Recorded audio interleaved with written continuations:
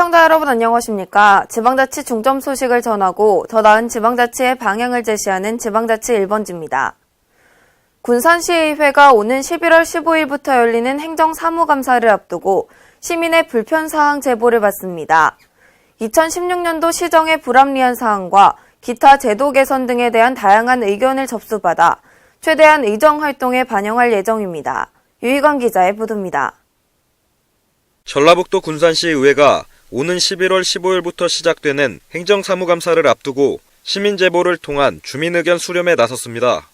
이에 31일 시내의 읍면동 30개소에 행정사무감사에 대한 시민제보를 받습니다라는 현수막을 설치하고 2016년도 시정의 불합리한 사항과 시민생활 불편사항, 기타 제도 개선에 대한 시민의견 접수에 들어갔습니다.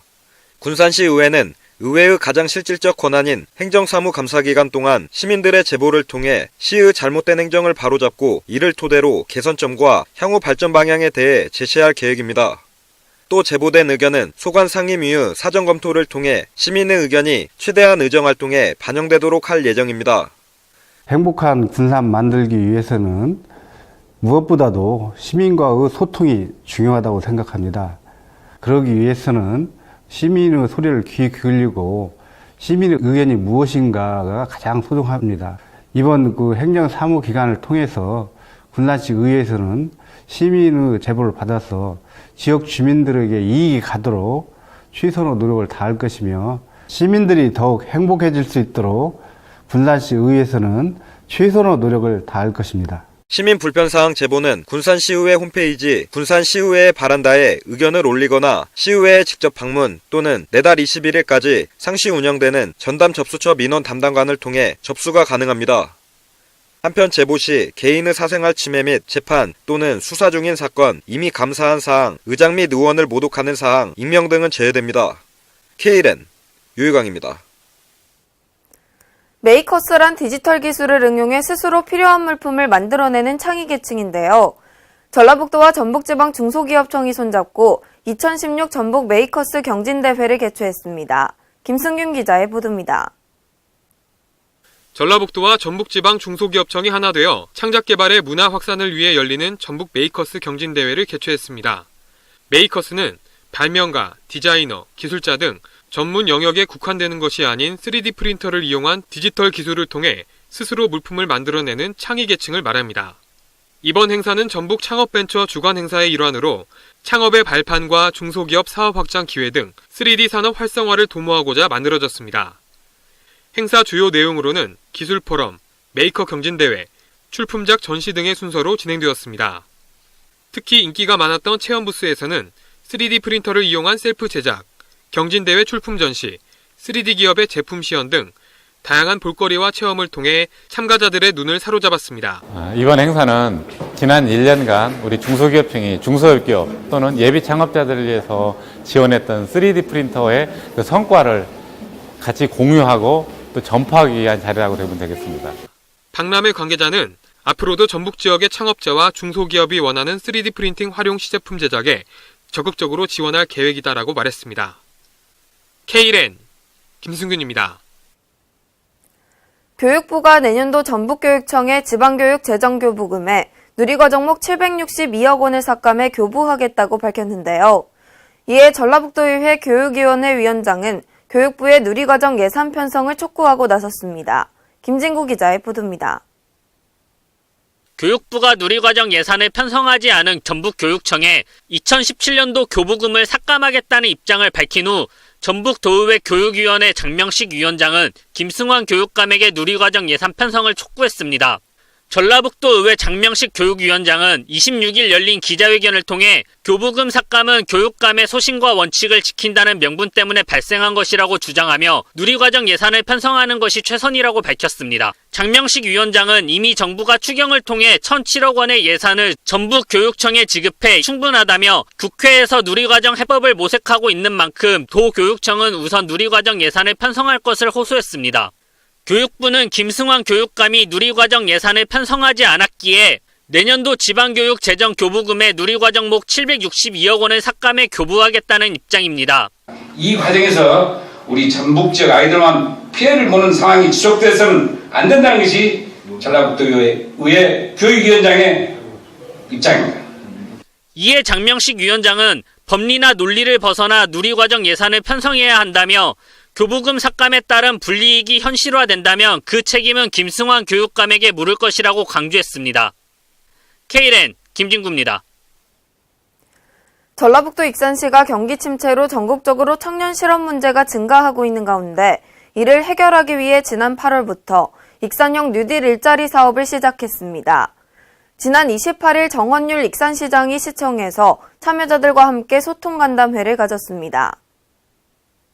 전라북도 익산시는 시민 생활에 필요한 공공서비스를 발굴해 참여자가 다양한 업무 경험과 능력을 쌓아 민간 일자리로 진입할 수 있도록 지원하는 뉴딜 일자리 사업을 시행하고 있습니다. 이날 간담회에 참석한 한 참여자는 뉴딜 일자리 참여로 보석박물관에서 각종 체험 활동을 통해 보석의 종류를 많이 알게 되었다며 박물관에 있는 수많은 보석들에 대한 다양한 정보를 보고 들으며 진로에 큰 도움을 주고 있다고 말했습니다.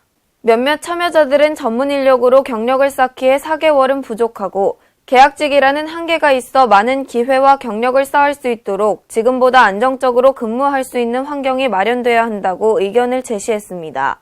이 밖에도 사회적으로 문제가 되고 있는 청년 실업 문제를 해결하기 위해 청년 일자리 창출과 관련한 정책을 적극 발굴해 줄 것을 주문했습니다.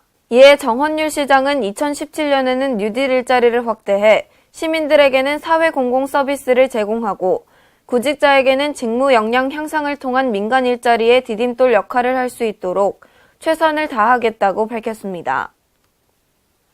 강원도가 한국토지주택공사와 손잡고 전국 처음으로 소득형 산촌주택을 조성합니다. 강원도는 31일 도청에서 LH와 함께 소득형 산촌주택 등 위탁개발형 공공주택 사업 개발 협력을 위한 기본 협약을 체결했습니다. 이번 협약으로 도와 LH는 화천군 광덕리 일대 600헥타르 면적의 도유림에 소득형 산촌주택 조성 사업을 추진합니다. 이 사업은 귀농귀촌을 하는 도시민에게 도유림과 산촌주택을 빌려준 뒤 산채와 산약초 등 임산물 재배를 통해 일정 소득을 올릴 수 있도록 지원해 산촌 정착을 돕는 사업입니다. 도는 도로와 상하수도 등 기반시설 조성, LH는 주택을 지은 뒤 도시민에게 임대 운영하는 역할을 맡습니다. 도는 2017년 10월까지 설계를 마친 뒤 2019년 상반기 입주를 목표로 공사를 진행할 예정입니다. 또한 초기 투자 부담을 줄이고 부동산 투기를 막기 위해 주택과 임야를 임대하는 방식으로 운영키로 했습니다.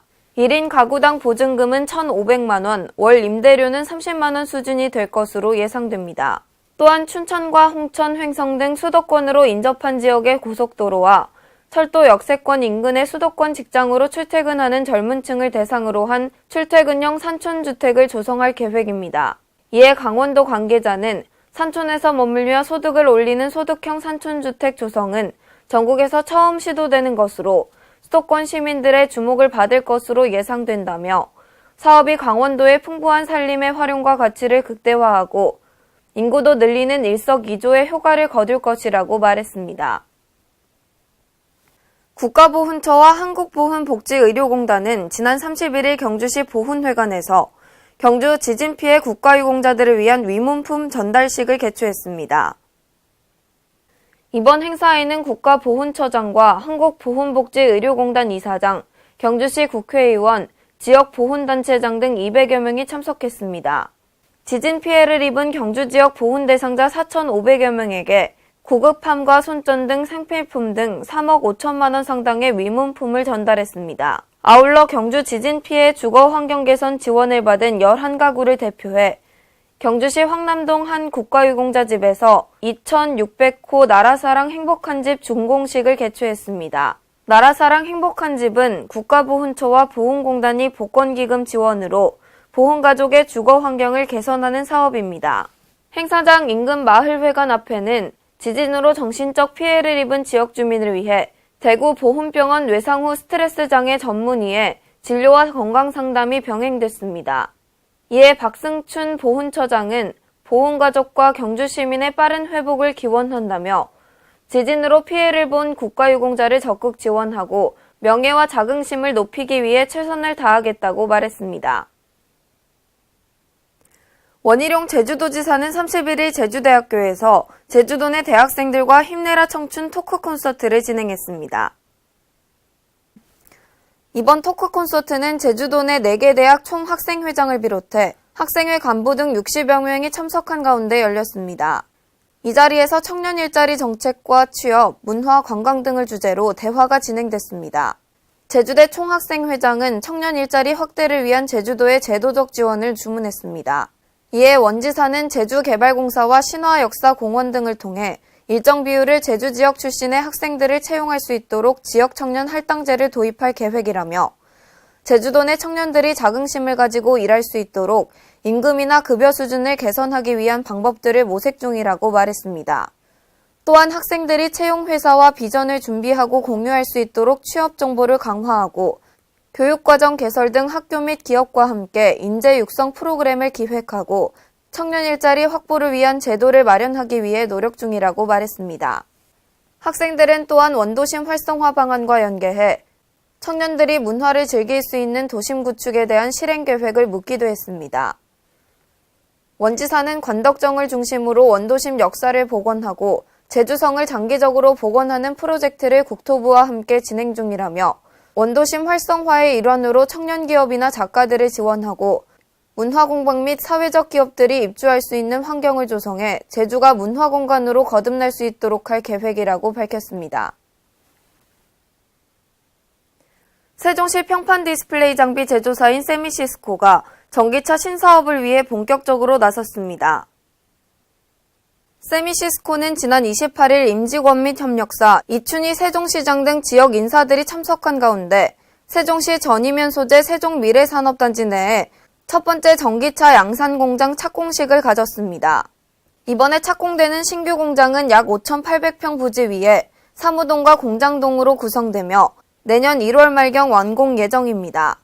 1단계 양산 공장이 완공되면 세미시스코는 연간 3,000대의 전기차를 생산하고 2단계 공장이 완공되면 최종 연간 6,000대의 전기자동차 생산 능력을 갖추게 됩니다. 해당 공장에서는 초소형 마이크로 모빌리티 전기차를 비롯해 농업용 전기 운송 차량 등이 생산될 예정입니다. 안희정 충남지사가 29일 일본 시즈오카현을 방문해 충남도와 시즈오카현 5호 협력 체결 3주년 기념 행사를 가졌습니다. 기념 행사에서 안 지사는 한중일 지방정부 대표와 지속가능한 농정 발전 방안을 살핀 후 가와가츠 지사와 교류 협력 활성화와 각 지역의 역사적 관계 등에 대해 환담했습니다. 앞으로 양 기관은 농어업과 청소년, 관광, 문화, 경제 등 다양한 분야에서 공동 협력을 강화하고 실무협의회 구성을 통해 세부적인 사업을 논의하기로 했습니다. 안 지사는 세계화 시대의 민족과 국가의 개념이 점차 옅어지고 있지만 네트워킹으로서 동포에는 여전할 것이라고 강조하며 한민족 네트워크의 형제로서 한일이 평화와 번영의 관계를 만들 수 있도록 함께 노력해달라고 당부했습니다. 이어 민단 단장단과 제1동포 3, 4세를 대상으로 한 모국어 교육 지원 방안을 논의하고 제2동포 경제인들에게 충남에 대한 적극적인 투자를 요청했습니다. 광주시는 29일 진월동 광주공유센터에서 나눔과 소통의 공유문화 확산을 위해 제1회 광주 공유의 날 행사를 개최했습니다. 이번 행사는 광주시와 광주재능기부센터가 공동 주최하고 공유단체와 활동가 시민이 참여해 공유의 가치를 공감하고 확산하기 위한 자리였습니다. 이날 행사에서는 한복과 도서를 공유한 공유 옷장, 공유 책장존, 사진, 드론 등 분야별 전문가들의 노하우를 나누는 재능공유촌, 1인 가구와 아빠들의 조리법 공유를 위한 공유 부엌존 등 직접 참여해 체험할 수 있는 70여 개의 부스가 운영됐습니다. 또 쓰지 않는 책가방과 학용품을 기부해 아프리카 등 빈곤국가의 어린이들에게 보내는 물품 공유 행사와 사용하지 않는 물건을 서로 교환하거나 판매하는 공유장터, 통기타와 댄스 공연 등 나눔 실천을 비롯해 볼거리도 풍성하게 열렸습니다. 한편 이날 행사와 함께 지난 7월 진월 국제 테니스 경기장 내 303제곱미터 규모로 문을 연 광주 공유센터의 개소식도 열렸습니다. 이에 시 참여혁신단장은 내가 가진 것을 공유하는 것은 우리 사회가 늘 실천해왔던 공동체의 미덕이다며 이번 행사를 통해 우리 사회의 공유와 나눔의 가치가 더욱 확산되기를 바란다고 말했습니다. 전자정부 서비스가 점점 정밀해지면서 생체 인증과 IoT 인증 등 인증 기술도 다각도로 발전하고 있는데요. 이에 행정자치부는 지난 31일 대한상공회의소에서 제1회 전자정부 인증 컨퍼런스를 개최했습니다. 이번 컨퍼런스에서는 최신 인증기술 적용 사례 등 차세대 인증기술 및 정책에 대한 의견을 공유했습니다. 앞으로 전국 새마을금고에서 대출 시 금융상품 가입을 강요하는 불공정 여신거래인 소위 꺾기 행위가 법적으로 금지되고 새마을금고 중앙회의 금고감독위원회가 신설돼 관리감독의 전문성이 강화됩니다. 행정자치부는 이러한 내용의 새마을금고법 일부 개정안이 국무회의를 통과했다고 밝혔습니다. 이번 개정안은 새마을금고의 금융소비자에 대한 권익보호와 관리감독의 전문성을 제고하는 한편 투명하고 공정한 선거 문화 조성 등을 주요 내용으로 하고 있습니다. 이상으로 지방자치 1번지를 마칩니다. 시청해주신 여러분 고맙습니다.